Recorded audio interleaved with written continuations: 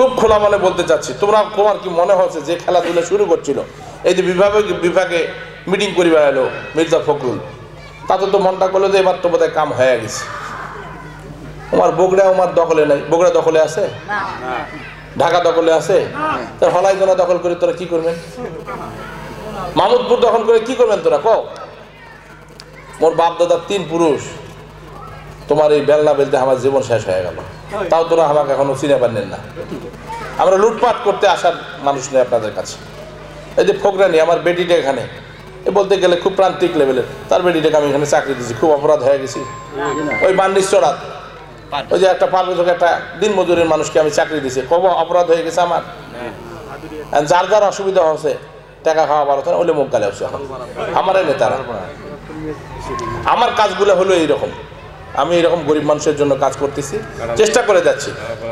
কাঁঠালপাড়া ফুলমিয়া চাচার বেড়াটা ওটা আর পাগলা, কিচ্ছু বোঝে না, নিজেরে খাওয়া নেই, মতো না পিছুবড়ি ধরে যায়। আমার মাকে বললাম যে চাচি আপনার ছেলেটাকে আমি চাকরি দেবো। ওই চাচার কিচ্ছু ছিল না, কিন্তু উনি যেখানে প্রোগ্রাম থাকতো উনি ছুটে যেত আমার কাছে, নিবেদিত প্রাণ ছিল। উনি মারা গেছে, আমি আসতে পারি নাই, কিন্তু আমার একটা মনের মধ্যে ছিল যে আল্লাহ তৌফিক দিকে আমি অন্য ছেলের চাকরি দেবো। যাই হোক, আমরা চাকরি দিতে পারছি। এই কথাগুলো কিন্তু আপনাদেরকে আপন ভেবে বলতেছি আমি। দক্ষিণ অঞ্চলে যায় দেখেন আমার মুরব্বী, আমার চাচারা এবং সকল শিক্ষকবৃন্দ, একটা শিক্ষা নেন আপনারা।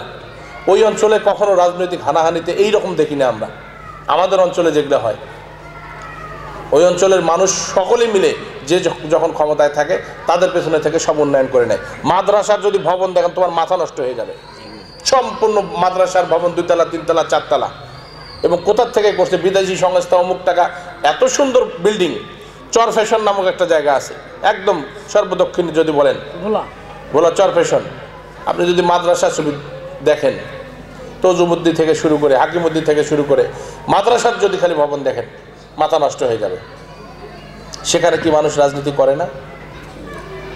সেখানে কি 2-1টা ঘটনা ঘটে না? ঘটে, কিন্তু আমাদের এখানকার মতো টঙ্গ ঝগড়া তোমার না কেউ করে না, কেউ করে না।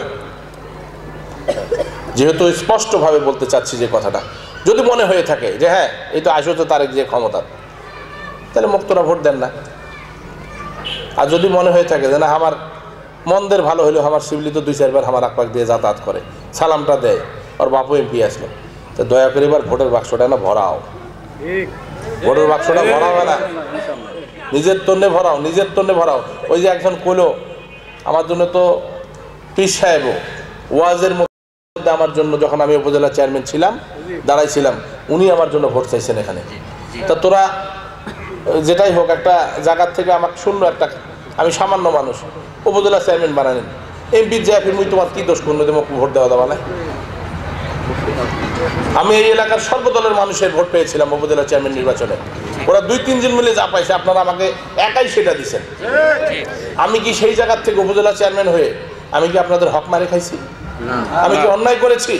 তাহলে যে মানুষটাকে আপনারা উপজেলা চেয়ারম্যান বানালেন তার জাতীয় নির্বাচনে আসে তোমার ফির কিসের এত দলাদলি? আপনারাই তো বানালেন, আপনারাই তো উপরে তুললেন, আবার কেন দলাদলি আসবে? কোথায় বিএনপি, কোথায় জামাত? 1971 সালে দেখা যায় নাই প্রেক্ষাপটে দল তৈরি হয়েছিল, প্রেক্ষাপটে দল তৈরি হয়েছিল বাংলাদেশে। প্রেক্ষাপটে কে কি কারণে দল আপনারা করে আসতেছেন এই ব্যাখ্যা আমি নিতে চাই না, কিন্তু এখন কেন করবেন দয়া করে এই জবাবটা আমাকে আপনারা দিবেন। এখানকার এমপি কি আপনাদের সঙ্গে অসৎ আচরণ করে? এমপি কি অসম্মান করে? এমপি কি আপনাদের উপর অত্যাচার করে? নাকি আওয়ামী লীগের লোকের দ্বারা অত্যাচারিত হয়ে বাসায় থাকতে পারেন না আপনারা? যদি তা না হয়ে থাকে আমি আহ্বান করছি আওয়ামী লীগের একজন সামান্য কর্মী হিসেবে, আমি শেখ হাসিনার একজন সামান্য কর্মী হিসেবে, আপনাদের সন্তান হিসেবে, এই এলাকার এখন থেকে আরো 8 মাস আমি ছাড়া কোনো উন্নয়ন করা অন্য কারো দ্বারা সম্ভব না। তাহলে কেন হলাই জানাত মিটিং করবে নাকি তোমার? বলেন, এটা যুক্তি দিয়ে বলেন। যদি দেখা গেল যে 5টি বছর ক্ষমতায় আছি, ওই বগুড়া দখল হয়ে গেছে, ওই অমুক অমুক জায়গা বড় বড় জায়গা দখল হয়ে গেছে, এখন সময় শুরু হয়ে গেছে, যারা বিএনপি জামাতের ভাইয়েরা আছেন তখন তোরা এগুলো যা খুশি করো, আমার কোনো দাবি সভা থাকবে না, কারণ অতি হয়ে গেছে, আমার অতি হবি, এটাই বাস্তবতা। অতি কিছু হলো না, আর তোমার এটি কোনো ক্ষমতা মৃত্যুনে থাকা যাচ্ছে না, ভোট দিবে না তোরা। এই মাহমুদপুরের কি অবস্থা, প্রান্তিক লেভেলের মানুষ আপনারা। বর্ষা আসলে রাস্তার এক পাশটা কমপক্ষে 3 ফিট 3.5 ফিট উঁচা হয়ে যায় এক পাশে বর্ষার পানিতে নেমে। সেই ইউনিয়নের মানুষকে যদি ব্রেন ওয়াশ করে এইভাবে রাজনৈতিক সহযোগিতা থেকে বাইরে রাখে, রাজনীতি ছাড়া সরকার ছাড়া তো একটা ইউনিয়নের উন্নয়ন করা যাবে না। তারপরেও আমি প্রত্যেকটা রাস্তা আমি কিন্তু দিয়েছি, প্রত্যেকটা রাস্তা ইতিমধ্যে সিলেকশন হয়েছে, অনেকগুলো রাস্তা টেন্ডার হয়েছে। এই যদি মহামারী ইউক্রেন রাশিয়ার যুদ্ধ না হতো, আপনাদের ইতিমধ্যে মির্জাপুর থেকে শুরু করে ওই রাস্তাঘাটগুলো অনেকাংশে কিন্তু হয়ে যেত।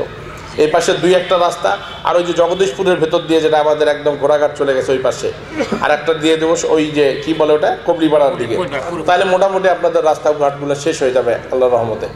আমি সেই কাজগুলো করার জন্য কিন্তু ইতিমধ্যেই আমরা কিন্তু তালিকাবদ্ধ করেছি, মাস্টার প্ল্যান করেছি, এবং সেই কাজগুলো নিয়ে অনেক দূর এগিয়ে গেছে। মানে কি, হয়তোবা মন্ত্রীর সিগনেচার, হয়তোবা টেন্ডার প্রক্রিয়া 2-1টা রাস্তা এই পর্যায়ে আছে। এখন তোমাকেই বিবেচনা করবে নাকি তোরা মুখ ঠকাবেন না জিতেবেন।